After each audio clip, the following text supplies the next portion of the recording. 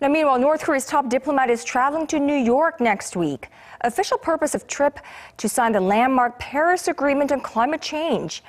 But there's extra attention on what else could take place on the sidelines in response to the recent UN sanctions imposed on the regime.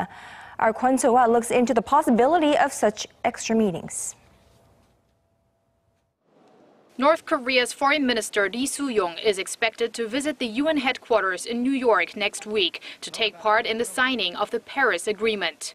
The landmark deal on climate change was reached in December last year by almost 200 nations at the Climate Change Conference in France, with a North Korean delegation in attendance too. Ri's trip is gaining more attention for other reasons, though, as it'll be his first visit to New York since last month's adoption of the strongest ever UN resolution against Pyongyang for its nuclear and missile provocations.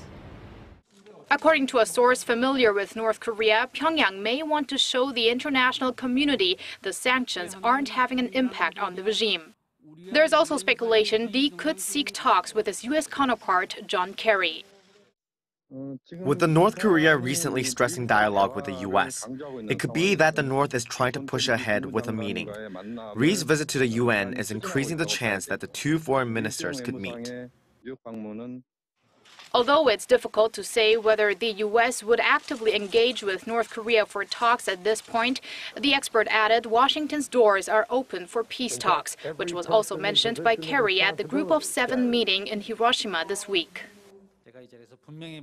What I want to make clear is that South Korea and the US share the view that denuclearization is the priority when it comes to talks with North Korea.